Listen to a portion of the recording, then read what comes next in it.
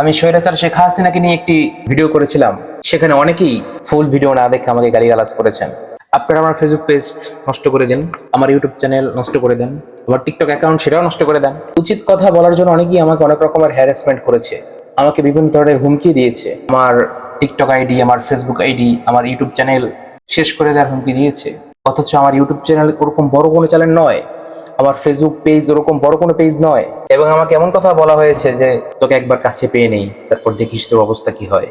একমাত্র সঠিক পথে থাকার জন্য, একমাত্র সঠিক কথাগুলো বলার কারণে যার দলের বিরুদ্ধে গিয়েছে সে আমাকে সেভাবে হ্যারাসমেন্ট করেছে।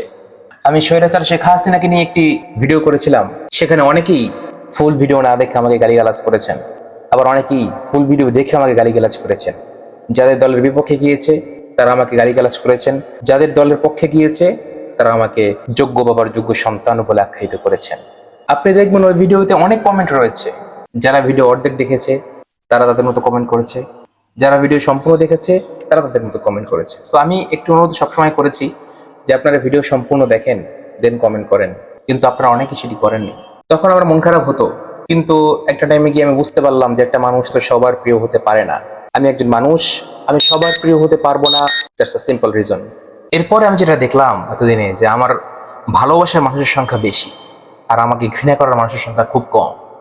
আমি এতদিন যে ভিডিও আপলোড করিনি, আমাকে অনেকেই অনেক রকমের মেসেজ দিয়েছে, টেক্সট করেছে, অনেক ব্যাপক। তখন আমার প্রাণটা জুড়িয়ে গেল যে না, আমার আসলে কন্টিনিউ করা উচিত। আর যারা হুমকি দিচ্ছেন আপনারা আপনাদের কাজ চালিয়ে যান।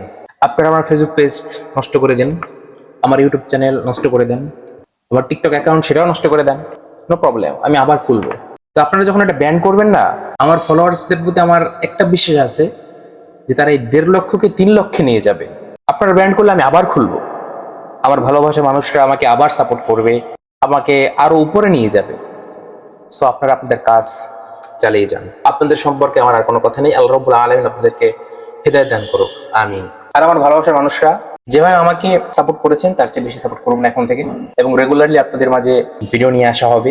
আপনারা ভিডিও দেখবেন, ফেসবুক, ইউটিউব, টিকটক সবখানে আমাকে সাপোর্ট করবেন। আমাকে এই উচিত কথা, সঠিক কথা, বর্তমান যুগে যেটাকে বলা হয় তেতো কথা, এগুলা বলার জন্য আমাকে হেল্প করবেন। সো আপনারা আমাকে আরো অনেক দূর নিয়ে যাবেন বলে আমি আশাবাদী। সো এখন থেকে ইনশাআল্লাহ আমি আপনাদেরকে রেগুলার না পারলেও একদিন পর পর আপনাদেরকে ভিডিও দেওয়ার চেষ্টা করবো, কারণ বর্তমানে আমার পড়াশোনার খুব বেশি চাপ, এ কারণে আমি আসলে ওরকম ভাবে টাইমটা মিলাতে পারি না। আল্লাহ তাআলা যাতে আমাকে সুস্থ রাখে এবং সঠিকভাবে যেন আমাকে সঠিক নলেজটা আমাকে অ্যাচিভ করার তৌফিক দান করেন, এবং আপনাদেরকে জ্ঞানমূলক কথা, উচিত কথা, তেল মারা কথা নয়, একদম সঠিক কথাটা যাতে আমার মুখ থেকে আল্লাহ তাআলা বের করে এবং আমি যাতে এই কথাগুলো বলতে পারি, এজন্য আমার জন্য দোয়া করবেন। আপনাদের সুস্থতা কামনা করি। আপনারা কে কেমন আছেন জানাবেন, এবং আপনারা কি কোথা থেকে ভিডিওটি দেখছেন সেটাও জানাবেন। এবং যদি আমার সাথে জয়েন হতে চান তাহলে গিয়ে আমার ফেসবুক পেজটি ফলো করে আসবেন, সম্ভব হলে ইউটিউব চ্যানেলটিও সাবস্ক্রাইব করে আসবেন।